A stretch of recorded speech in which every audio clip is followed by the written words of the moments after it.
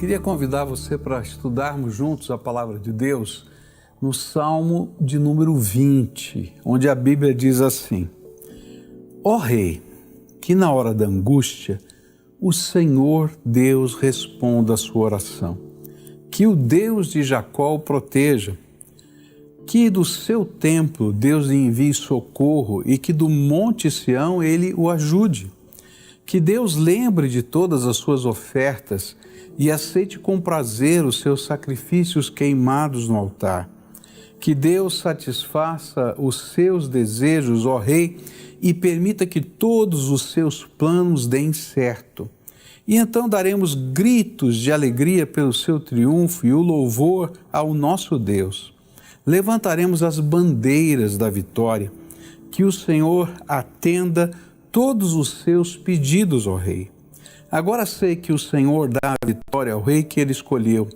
Do seu santo céu ele lhe responde e com o seu grande poder ele o torna vitorioso.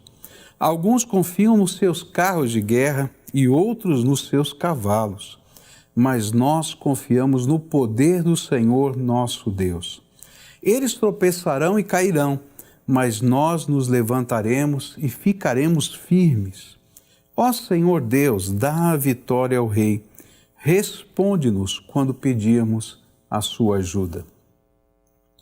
Talvez uma das grandes perguntas nos dias de hoje, quando vivemos tempos tão diferentes e tantas inseguranças, seja como ser vencedor? Como ser uma pessoa vitoriosa no meio dessa confusão toda que a gente está vivendo? Por isso, talvez, um dos cursos, ou os cursos de mais sucesso na internet, são aqueles que têm oferecido planos, estratégias e às vezes até algumas coisas mirabolantes para ajudar as pessoas a obterem sucesso. E o pior é que muitos têm se frustrado, porque as variáveis de uma vida bem-sucedida nem sempre dependem somente de nós mesmos. Há tantas coisas imponderáveis que acontecem que a gente não pode contar somente com o nosso próprio esforço. Mas é interessante perceber que a palavra de Deus nos apresenta um caminho de vitória. E ainda mais, a Bíblia mostra que é da vontade de Deus que você seja uma pessoa vitoriosa. Mas como é que a gente pode alcançar esse intento? E é isso que este Salmo de Davi vai nos ensinar.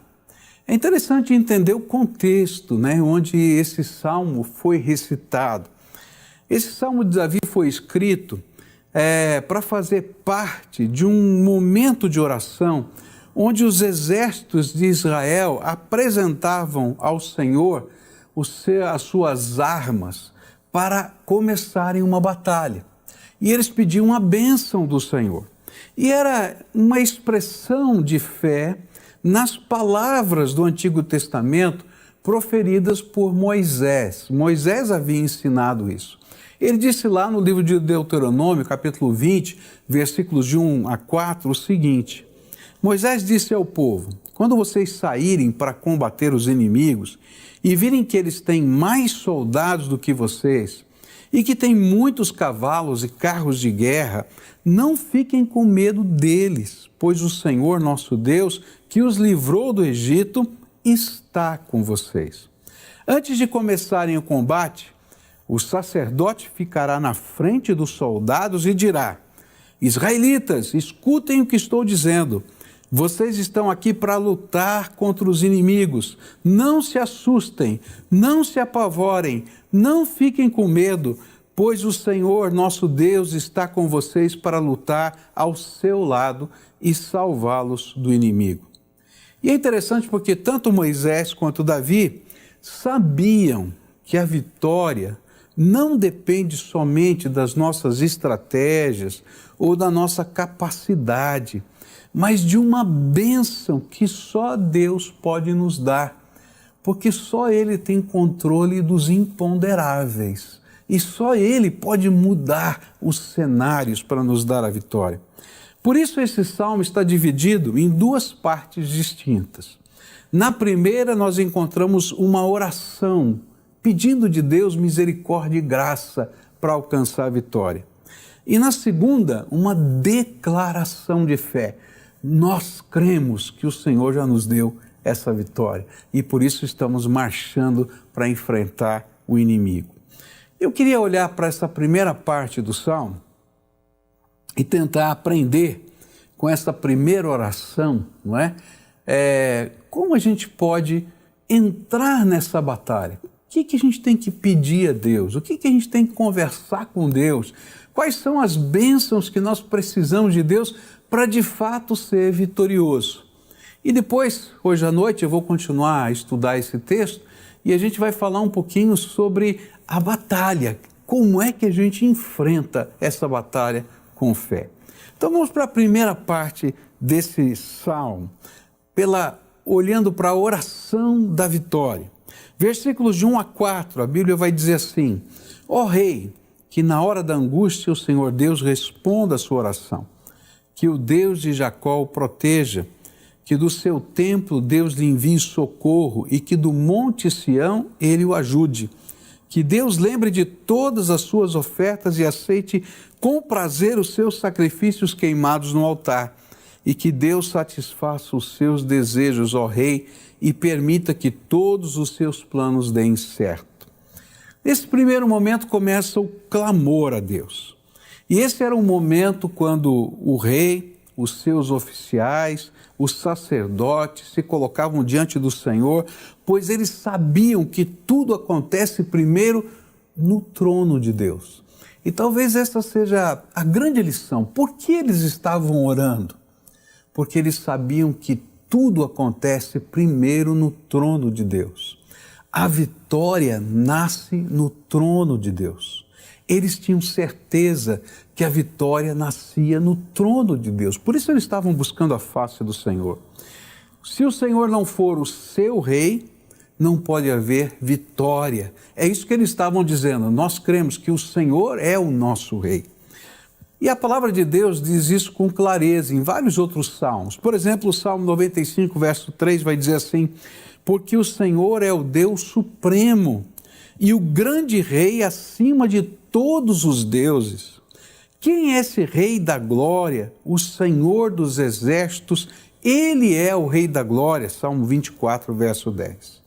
É interessante que um marechal, da Primeira Guerra Mundial, comandante dos aliados na Primeira Guerra Mundial, Marshall Foch, ele dizia o seguinte, quando ele se preparava para a batalha: as batalhas são vencidas no dia anterior. E eu quero dizer para você, as batalhas são vencidas no campo da oração, porque a vitória procede do trono de Deus. Mas o que eles estavam pedindo com relação a essa vitória? A primeira coisa que eles pediram foi: Deus fale, nos dê orientação. E aí o verso 1 diz assim: que o Senhor te responda no tempo da angústia. Se a vitória vem do Senhor, procede do trono dele, então o que nós mais precisamos é ouvir a voz dele, porque ele é o comandante dessa batalha. E nós precisamos disso, do Senhor nos orientando. E é interessante que esta era uma das práticas do rei Davi, porque ele sempre buscava de Deus uma resposta no tempo da sua angústia. E ele queria ouvir a voz do Senhor antes de entrar em qualquer situação nova, em qualquer batalha. Lá em 1 Samuel, capítulo 23, vai nos contar uma história interessante. Davi estava fugindo de Saul. Ele era um inimigo declarado. Saul disse que queria matá-lo. E ele só encontrou refúgio entre os filisteus. E ele, com a sua tropa, o seu pequeno grupo de soldados, estava sob a proteção dos filisteus. Mas os filisteus haviam invadido uma cidade chamada Keila e tinham tomado essa cidade no território de Judá. E ele então disse para os seus soldados: vamos consultar o Senhor se nós devemos ajudar os nossos irmãos E aqueles soldados disseram, como? Você é maluco? Veja só, se você voltar para lá, Saul vai prendê-lo, vai matá-lo, e todos nós juntos. E ainda mais, se você for e libertar a cidade de Keila dos filisteus, não vai ter somente Saul te perseguindo, vai ter agora também todo o exército filisteu perseguindo você. Davi, você está maluco, não é assim. Ele falou, mas vamos orar, vamos perguntar para Deus. Eu não acho justo ver os nossos irmãos sofrendo, as famílias sofrendo, as crianças sofrendo. Nós temos que fazer alguma coisa. E então eles oraram. E quando oraram, Deus respondeu, não é, através do sacerdote, que era para entrar, porque Deus iria dar a vitória na cidade de Keila. E ele então reuniu seus soldados e disse, gente, olha, Deus está mandando a gente entrar. E eles disseram assim, não, Davi, tem alguma coisa errada. Consulta de novo. Eu não sei se você já viveu isso, né? Que você ora, Deus dá uma resposta de Senhor, será que é isso mesmo? E diz assim, consulta outra vez, pede outra vez a palavra. E aí outra vez o Senhor disse, vai, eu vou dar essa cidade. E eles foram e conquistaram aquela cidade. Por quê? A vitória nasce no trono de Deus. E quem nos dá as ordens e que nos ensina os caminhos, ainda que eles pareçam uma loucura, é o Senhor que está sentado no trono. O grande perigo é em qualquer tempo viver sem ouvir a orientação de Deus.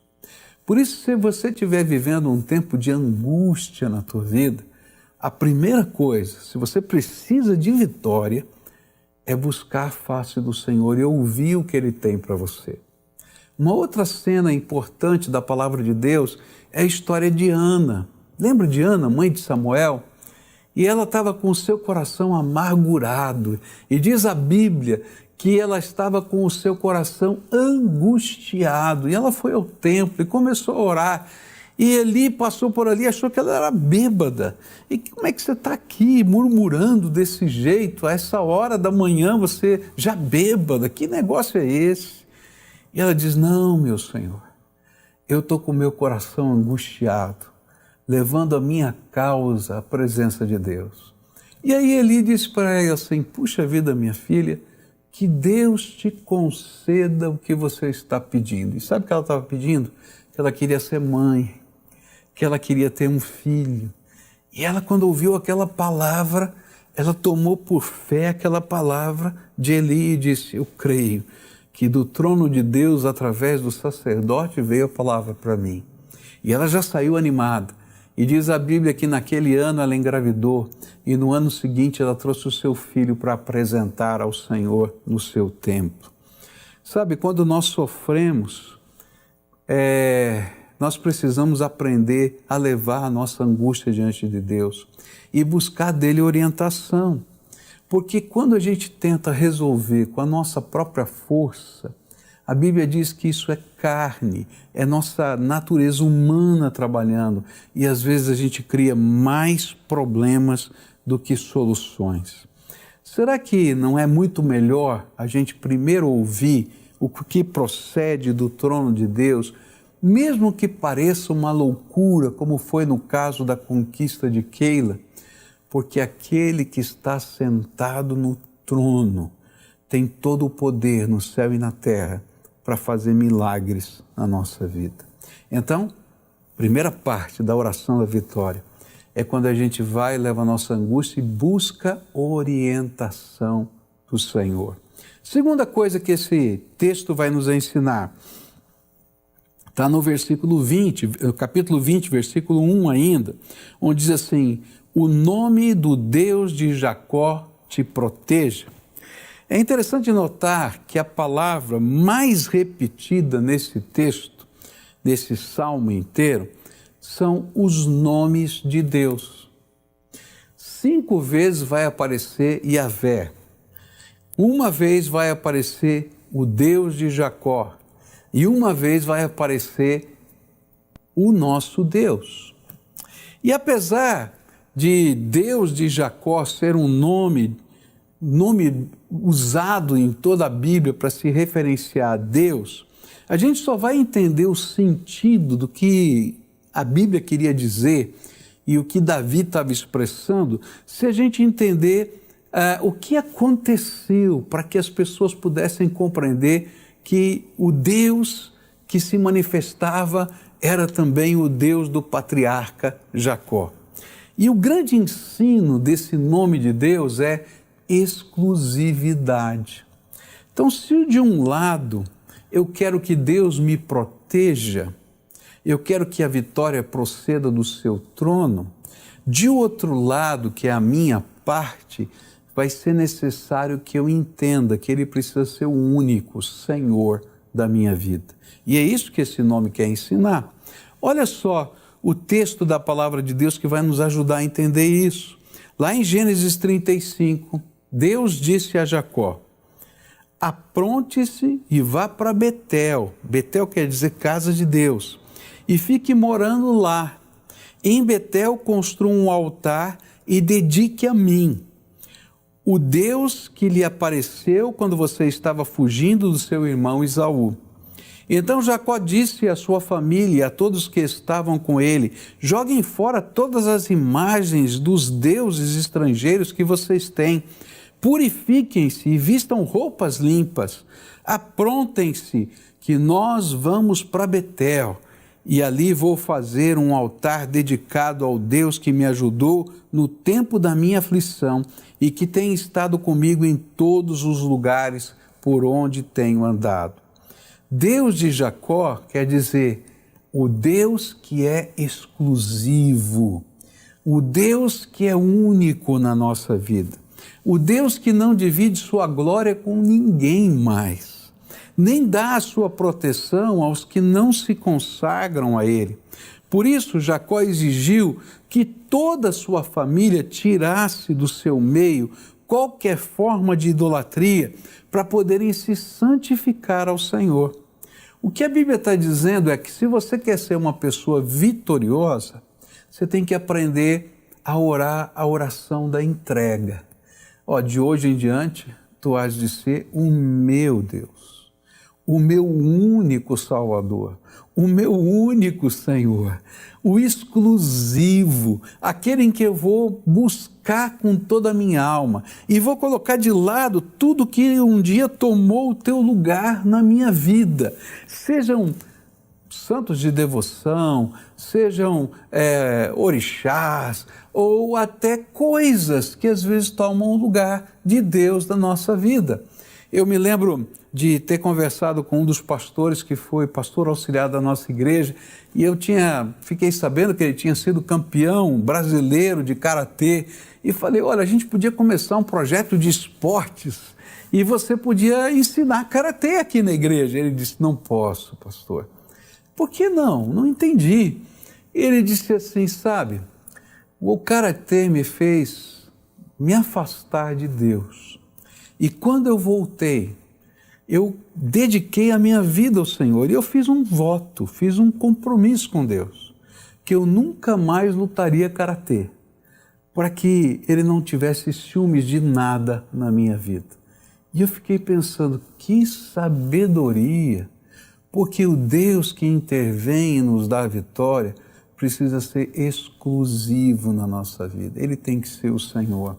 Se você está olhando para Deus e você não consegue colocar nele a tua esperança, nele a tua confiança, Ele não é o único na sua vida. Se você divide o lugar de autoridade de Deus na sua vida com outras coisas, outras pessoas e outras situações tomam o lugar da prioridade de Deus na sua vida, então, querido, certamente não procederá do trono de Deus a vitória para você.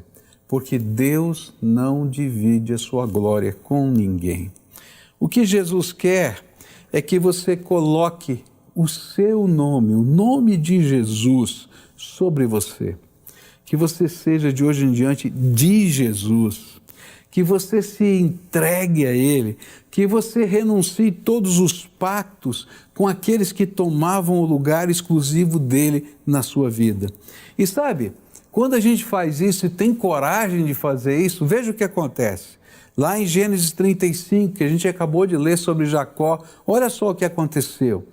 E eles entregaram as imagens dos deuses estrangeiros que tinham e os brincos que usavam nas orelhas, e Jacó enterrou tudo debaixo da árvore sagrada que fica perto de Siquém.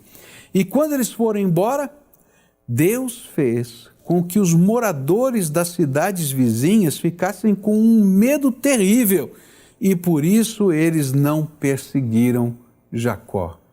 Deus deu vitória para Jacó, porque quando ele se torna o nosso Deus, ele entra nas batalhas junto conosco. Terceira coisa que essa oração vai nos ensinar, está no versículo 2 desse texto: do santuário te envia auxílio e de Sião te dê apoio. E aqui a gente podia dizer assim: Senhor, me visita. E essa seria a terceira oração. Por quê? Porque a presença do Senhor em nós é a nossa segurança, o nosso apoio e a nossa proteção. E esse foi o terceiro pedido que Davi colocou ali. Tremendo. E ele não queria apenas que aquela oração que estava diante dos soldados, com um batalhão ali, se tornasse uma liturgia de guerra. Ele ansiava pela manifestação do Todo-Poderoso. Naquele momento, a Arca da Aliança estava em Sião, e a Arca da Aliança era o símbolo da presença de Deus no meio do seu povo. Mas ela estava lá em Sião. Mas, sabe, isso não era suficiente, ter a Arca da Aliança lá em Sião, no tabernáculo. Mas ele sabia que não existe um santuário capaz de conter a grandeza do Todo-Poderoso. Então ele diz assim: Senhor, venha em nosso auxílio, esteja no meio do teu povo, não apenas lá no tabernáculo ou lá no templo. Vem para cá, anda com a gente, marcha com a gente, ensina a gente, mostra o que tu queres. Nós queremos sentir a tua presença ao nosso redor. E a grande lição deste clamor é: não se conforme apenas com as formas litúrgicas da religião. Queira experimentar a presença de Deus, a manifestação do seu amor em cada novo momento da sua vida.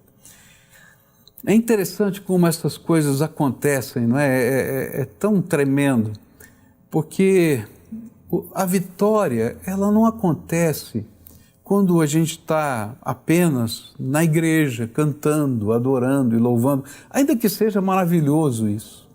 A vitória acontece no dia a dia da gente, no meio dos embates que a gente tem, lá no trabalho, lá na família, com as questões financeiras, e a gente sente a presença do Senhor dizendo: eu estou contigo, estou aqui do teu lado, pode continuar, vai firme. Essa semana eu estava lá orando, e você sabe que eu tenho um caderno de oração, e eu comecei a escrever as minhas preocupações, né? A palavra de Deus diz que a gente tem que lançar sobre o Senhor toda a nossa ansiedade, porque Ele tem cuidado de nós. E eu escrevi, fiz uma lista: Senhor, eu estou preocupado com isso, estou preocupado com aquilo, estou preocupado. E eu falei: Senhor, eu vou fazer uma lista de preocupações. Comecei a escrever. E aí comecei a orar. E aí veio a visitação do Senhor. E aí veio a palavra de Deus. E aí veio o texto da Bíblia que eu estava estudando, que o Senhor falou. E a resposta foi tão simples. Ele disse assim: filho, eu estou com você agora. Tenha paz. Sabe, a vitória não é um passe de mágica, uma liturgia, uma oferenda, não é uma promessa. A vitória é o Senhor andando conosco todo dia. Porque algumas daquelas preocupações Ele teve que me advertir. Falou assim: já não fiz isso na tua vida? Por que você não é capaz de crer que eu vou fazer de novo? Em outras questões, Ele teve que me mostrar que Ele é grandioso demais para resolver um imponderável. Mas o importante é que eu precisava entender que a presença dEle é a minha verdadeira segurança. Em quarto lugar, esse texto vai falar nessa oração no versículo 3, que a gente precisa se lembrar, né, que Deus precisa aceitar a nossa confissão e a nossa entrega. Eu não consegui terminar essa mensagem, eu vou continuar à noite a partir daqui, tá? Mas eu queria caminhar para o final dizendo para você o seguinte: a gente já aprendeu aqui 3 coisas nessa oração, que para mim são tão importantes. A primeira coisa é que toda vitória nasce no trono de Deus. E não há vitória que possa vir sobre a nossa vida se Deus não decretá-la do seu trono. Por isso, eu tenho que me apresentar diante de Deus e pedir que Ele mostre os caminhos. É a orientação dEle, mesmo na hora da angústia, que nos faz levantar e saber quais são os próximos passos. Então hoje, daqui a pouquinho, a gente vai orar por orientação. Mas a gente aprendeu também que para que Deus nos proteja e nos dê a vitória, Ele tem que ser exclusivo na nossa vida. Não pode ser que Ele esteja sendo dividido nem o seu tempo, nem o seu lugar de direito na nossa vida com outras coisas ou pessoas. Por isso a gente tem que fazer entregas. Talvez exista na sua vida coisas que estão impedindo Jesus de ser o Senhor da tua vida. E talvez ao longo da tua história, o Espírito Santo esteja lidando com você já há muito tempo, dizendo: filho, eu quero te abençoar, eu quero mudar a tua vida, eu quero transformar você. Você está nesse mundo parado, está enrolado, chega perto de mim, mas olha, não chega só para esse momento, deixa eu ser o Senhor da tua vida, eu transformar a tua vida, e pega aquelas coisas que são obstáculo para que isso aconteça e coloca no meu altar. Sabe, não é um momento fácil o momento da entrega, porque cada uma dessas coisas que a gente vai ter que dedicar no altar, elas são valiosas para nós. Você lembra do pastor que disse: nunca mais vou lutar karatê? Era precioso demais. Mas ele treinava com tanto afinco, porque ele queria ir para uma Olimpíada, que ele se esqueceu que toda a vitória procede do trono de Deus e que Deus tinha um plano maior para a vida dele. E quando ele entendeu isso, ele pôde dizer: Senhor, te entrego isso que está me obstruindo de ter comunhão contigo. E sabe que era interessante? Porque esse ministro de Deus era filho de missionários, ele tinha vivido a vida inteira a palavra de Deus, o poder de Deus, o evangelho de Deus. E sabe, às vezes isso acontece na nossa vida. A gente permite que outras coisas tomem o lugar daquilo que é santo e sagrado na nossa vida, simplesmente porque a gente tem os nossos olhos brilhando com outras coisas e o Senhor fica em segundo ou terceiro lugar. Deus não aceita, Jesus não aceita ser o segundo ou terceiro. Ele é só o primeiro. Se ele não for o primeiro, então ele não está no centro da nossa vida. E aí a gente não vai ser vitorioso. Por quê? Porque a vitória procede do trono de Deus. E a terceira coisa que nós aprendemos aqui é que é a presença dele todo dia em nós que nos dá a vitória. É a presença. Não é uma liturgia, não é uma oração poderosa, é o Senhor caminhando conosco. Não é o Senhor lá em Sião, no templo, é o Senhor no nosso coração, no nosso trabalho, na nossa casa e na nossa família. Hoje eu queria orar com você e queria desafiar você a fazer algumas entregas. A primeira entrega é reconhecer que a vitória não está na sua inteligência e nem na sua capacidade, que isso é fruto do orgulho humano. E sabe, se a gente não aprende a reconhecer que tudo vem das mãos de Deus, então a vida vai nos ensinar isso de uma maneira muito dolorida. E aí o Senhor vai mostrar para a gente que ainda que a gente tenha todos os títulos, toda a inteligência, toda a capacidade, a gente não é nada sem a graça de Deus. Eu conversei com um médico, um membro da nossa igreja, mandei um WhatsApp para ele, ele respondeu, ele estava se recuperando de Covid, tinha acabado de sair da UTI, estava no quarto ainda do hospital, e ele disse assim para mim: pastor, durante esses dias aqui na UTI, eu me lembrava sempre que o Senhor sempre fala nos cultos que nós não somos donos de nada, nem do ar que respiramos, porque quando eu queria respirar, parecia que o ar não entrava no meu pulmão. E eu fiquei pensando, um homem tão capaz, o nome dele saiu nos jornais da cidade, é um dos intensivistas mais conhecidos aqui na nossa região, e ele estava dizendo, sabe, se não for a graça de Deus na minha vida, nem o ar entra dentro do meu pulmão. Sabe, não é o orgulho que nos faz ser vitorioso, nem a nossa sapiência, mas é graça de Deus. Tudo procede do trono de Deus. Então comece rendendo o seu orgulho. Senhor, me perdoa, porque eu tenho confiado mais na minha capacidade do que na bênção do Senhor. E eu não tenho buscado a vitória que procede do teu trono. Queria desafiar você a fazer entregas.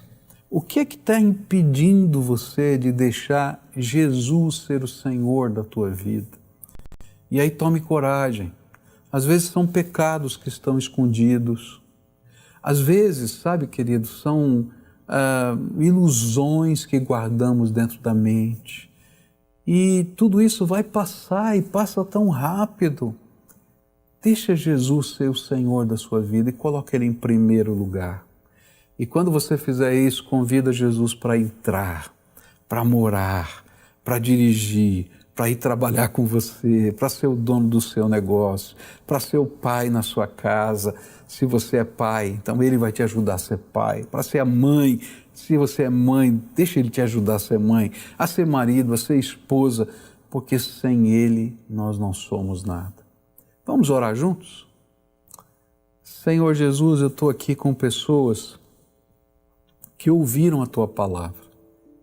E eu sei que o Teu Espírito aplica de modos diferentes a Tua palavra no coração das pessoas. Por isso eu queria te pedir que nessa hora, o Teu Espírito Santo começasse, Senhor, a trabalhar as decisões que estão sendo tomadas aqui. E que essas pessoas possam confirmar na Tua presença as decisões que estão tomando.